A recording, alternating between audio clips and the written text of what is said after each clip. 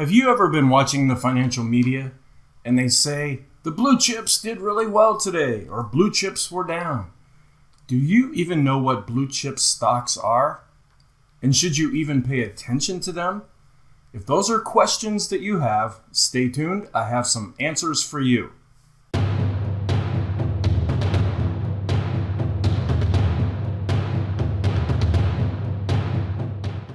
Before I start on this video, I want to remind you that I have a free workshop that is available to you by clicking on the link in the description box below this video. It's about 90 minutes long. I'm not trying to sell you anything.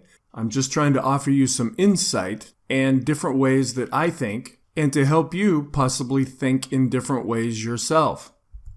The coverage includes a lot of different areas. Of course, I talk about the financial markets in general and a little bit about the stock market itself. I also cover sports. I'm a big fan of sports. Music. I've been playing music since I was very young. And I also talk about professional and personal relationships. The goal of this workshop is to help you to think in either new or different ways, as well as for you to get to know me and my style.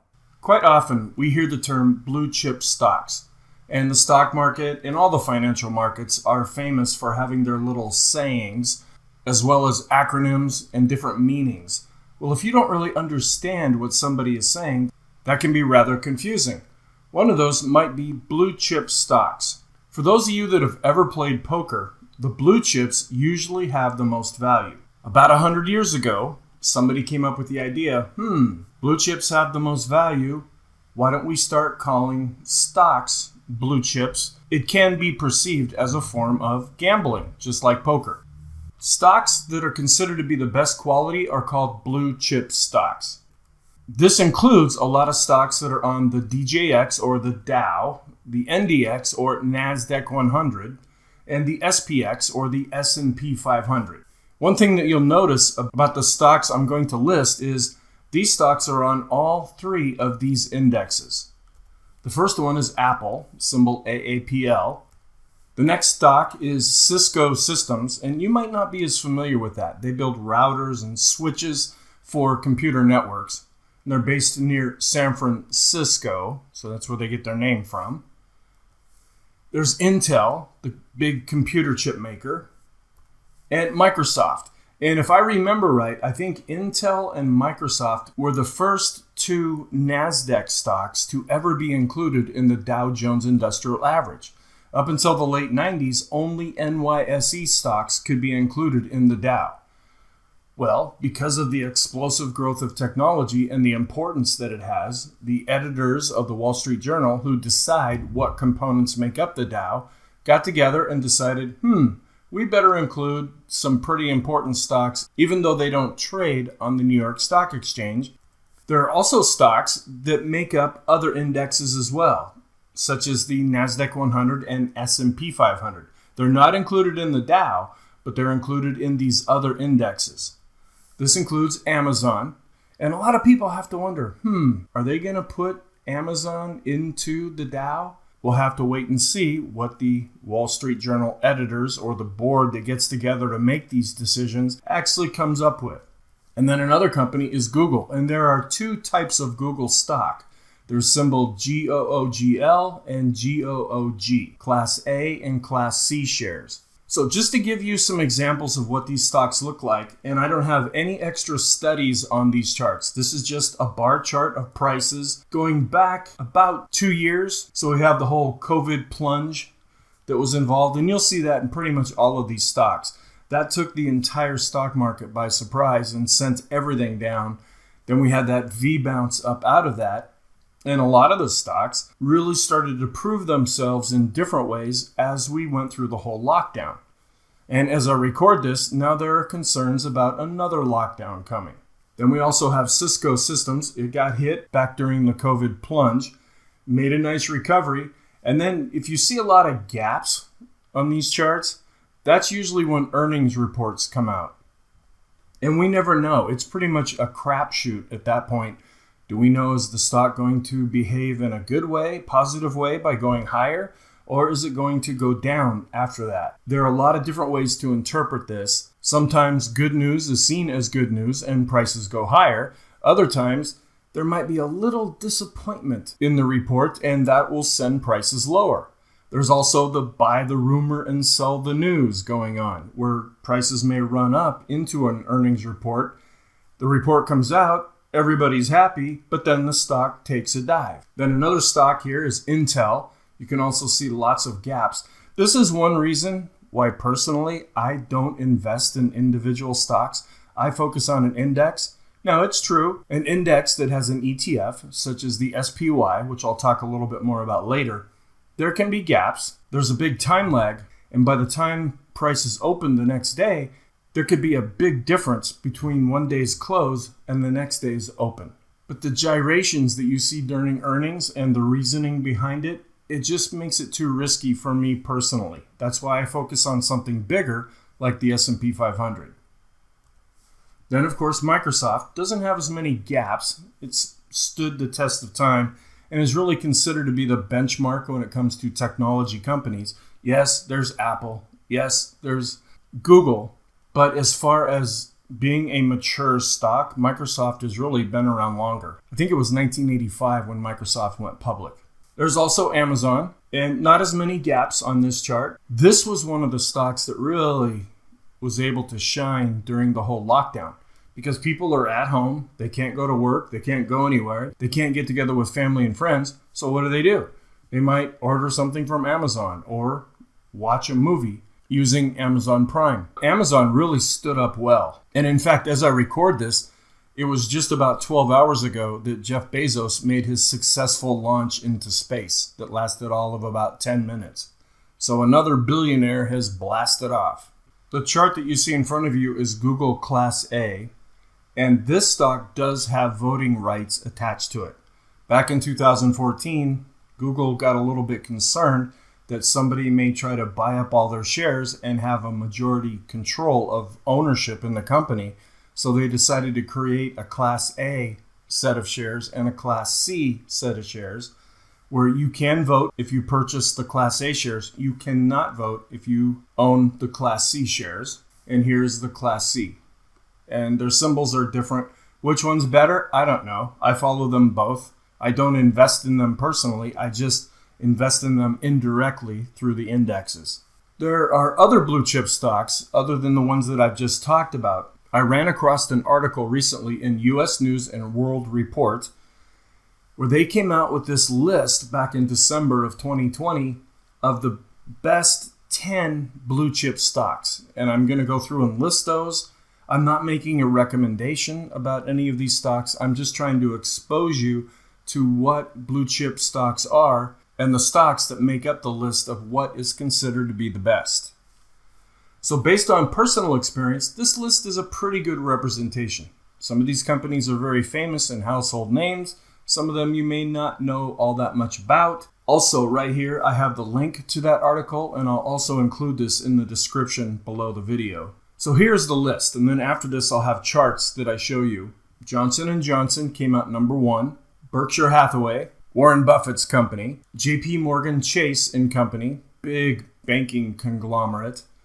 3M, or Minnesota Mining and Manufacturing. Their slogan used to be, "We don't make a lot of the products that you use. We make a lot of the products that you use better." And then there's AbbVie, big pharmaceutical company, the Disney company, which is kind of interesting because they're included in the Dow Jones Industrial Average. And other than building theme parks all over the world, Disney isn't really an industrial company. The Dow has really come to mean what represents America the most. There used to be a lot of car companies in the Dow. It's not that way anymore. Now you have a lot of high-tech, finance, and service companies that are included. Then, of course, AT&T, or we like to call it Ma Bell, Procter Gamble, Lowe's, the big home improvement company, and Cigna. So let's look at this first chart. Johnson & Johnson got hit during the COVID plunge, and that's pretty much going to be true with all of the charts that we see, but it stood up pretty well. And as the market has been rebounding, Johnson & Johnson has done very well in spite of that. Then we have Berkshire Hathaway. A lot of people think this is the best stock in existence because Warren Buffett is the smartest stock investor there is. There are lots of books written about him. He's a person that's well worth studying. Whether you try to emulate him or not, I don't know if that's even really possible. Yeah, you can take some practices and theories that Warren Buffett uses, but you didn't start off with hundreds of millions of dollars to invest with in the first place. I don't know, if you're listening to this, maybe you did. But chances are you don't have that kind of money, so you can automatically diversify right off the bat. Having access to a lot of money also gives you access to a lot of people. He can go in and tour the plants. He can get to know the managers. If he calls them up, they always accept his phone call. If you or I tried to call up some of these companies, they're like, well, I don't have time to talk to this person. So emulating Warren Buffett might be a good idea, but maybe not very realistic. Nonetheless, his stock is worth following. His annual report that he comes out with is very worth following, and people just wait with bated breath to read that. It's things that have already happened, but you can learn a lot of the philosophy, and I would highly recommend that. Then JPMorgan Chase, used to be two separate companies, now they're combined into one. They got hit as well, and you can see some gaps as earnings came out, but they've been performing up into 2021 very well. 3M, also performing quite well as we go through this. And again, I have no moving averages. I don't have any indicators or any kind of studies placed on this. I just wanted you to see a bar chart with prices along the top and then volume along the bottom. And then AbbVie, it's been doing really well lately. And the Disney company, they got hit pretty hard because their parks were closed down. But my understanding is the last time that Disney shut down one of their parks, and at that time it was Disneyland, that was all that existed, it was when JFK was assassinated, and that was for one day. Well, now they have parks all over the world, and all of those got shut down. They did launch Disney Plus, and that's been very successful for them, but there's a lot of changes going on in Disney. If you study Walt Disney himself and the company that he built, and he's one of my favorite people to study, if you take the philosophy that's in the Disney company now, you may not see a lot of correlation between the two. But still, they put out good movies, they have great parks, they have great music, and they've been a real mainstay as far as creating this idea of American culture and Americana. AT&T, for the longest time, they were the phone company. They were broke up back in the 80s. Then you had all the baby bells spin off of that. Well, now that we have switched how long distance is charged and we have smartphones, you can place calls all over the US and all over the world, and we don't have the expenses that we used to have when it came to communication. AT&T, not the blockbuster company that it used to be, but still very important. The interesting thing that I always found about AT&T is we had fax technology, we had modems, we had the ability to transfer data over phone lines a long time ago. But since AT&T monopolized everything, they're like, why are we going to spend all this money bringing out new products? We don't need to. We're making plenty of money just the way things are. And that was used as part of the justification for breaking up AT&T. Because after that, what happened? You had phones that were $10. You had caller ID. You had call waiting. You could conference call. We had fax machines hit the market. We had modems. We had the ability to connect with other people all over the world. All that technology had already existed before. It's just AT&T decided not to unleash it on the world. From a consumer aspect, that really did a lot of good for people. From an investment standpoint, maybe not so much. Then Procter Gamble, real mainstay as far as American stocks are concerned. Then Lowe's, the big home improvement company. A lot of people during the lockdown, they had some extra time on their hands, so they'd run down to Lowe's or Home Depot and pick up some materials and do some remodeling at their homes or do some projects that they wanted to do. What's interesting about this is Lowe's also sells a lot of lumber. And lumber really shot up during the COVID lockdown. It's really fallen back now. Then Cigna, the last chart that I'll show you for blue chips. Interesting company, it's been around a long time and has really done quite well after the COVID plunge. If you want to be exposed to a possible alternative, there are other choices that you can make. Investing in blue chip stocks can be very wise and produce solid returns over the long term. The idea, you get what you pay for. If you want a quality investment, you're going to have to invest in a quality company. My personal opinion is you can take that even farther and get even more quality while still having lots of diversification at the same time. Another consideration is to invest in ETFs or mutual funds that are based on broad indexes such as the S&P 500. I think that's a better choice. Some people say, that's boring. I want the excitement. Well, go to the Forex market. Go to the cryptocurrencies. You'll have lots of action there if that's what you live for. Go to your casino. Go to Las Vegas. I don't approach investing as gambling. A lot of people do, and a lot of people may say that they're investors when really they are gambling. But I have charts here of 2 ETFs that may interest you, specifically the first one.